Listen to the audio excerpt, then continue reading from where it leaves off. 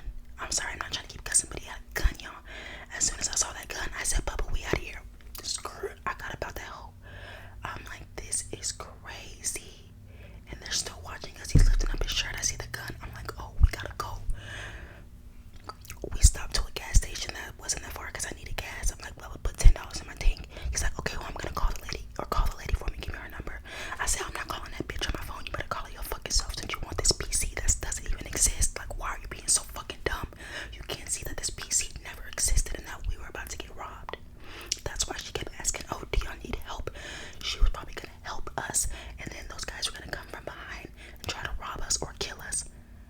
Bro, your girl KCJ, the Black Barbie, would not have been here today to tell this story if I wasn't using my sense. If it was up to Bubba, I love my favorite bro, Bubba would have been gone and we would have been so sad because he's so fucking stupid and gullible. And I can say that because that's my brother. But y'all, when I tell you my heart dropped when I saw that blicky, because I'm like, oh shit. And they didn't look like they worked at the barbershop. They look like gang members, and it's not even me trying to be racist or no shit like that. Bitch, I'm black. I'm black as the fuck. I live in Grand Prairie, Texas. It's nothing but Hispanic people. Like, all of my closest friends were Hispanic. Like, that's all I've been around my whole life. Hispanic people, black people. That's all I know.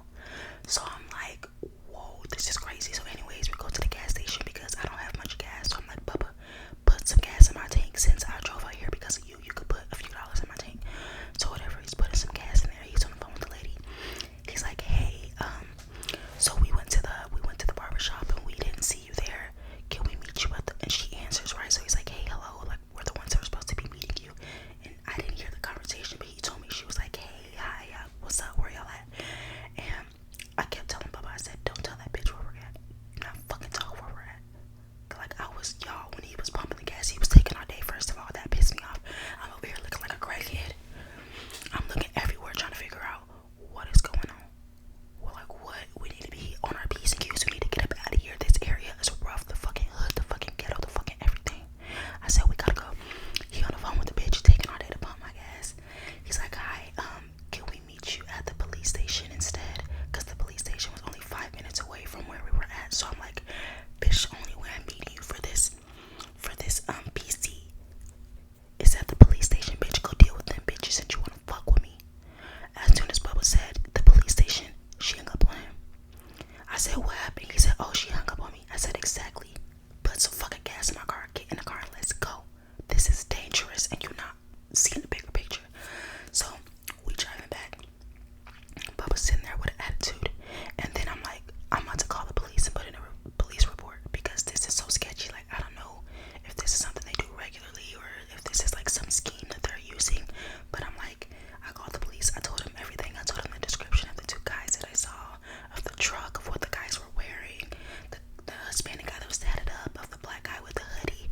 I told him everything. I told him about the lady I met on OfferUp, the lady, which we probably don't even know if it was a real lady. It might have been them niggas there, and they was pretending to be a bitch, but I don't think so. I think she was the one that's supposed to lure people in and then tell them where to go, so then those niggas there can rob people. So y'all, that was just so freaky. So I'm on the phone with my mom. I'm freaking out. I got on the phone with her after I filed the police report. I told the police where the people were at, all that stuff. I'm a snitch. I don't give a fuck. I'll do it again in a heartbeat because that's my fucking life. That's me and my little brother's life. That would have been gone if I wasn't thinking. I was already a dumbass for driving all the way out there, but I'm not about to lose my fucking life because these bitches want to do stupid shit, because they want to go rob, because they're nothings, they're nobodies. They don't got shit going for them, so they just want to rob and kill bitches in the middle of the street. I'm like, y'all chose the worst people to do this to because, bitch, I'm broke as fuck. I'm broke. So why would y'all try to come to me? I can't. Bubba's broke as fuck. We don't got nothing for y'all. Look at my car is beat up as fuck. Y'all chose the worst victim.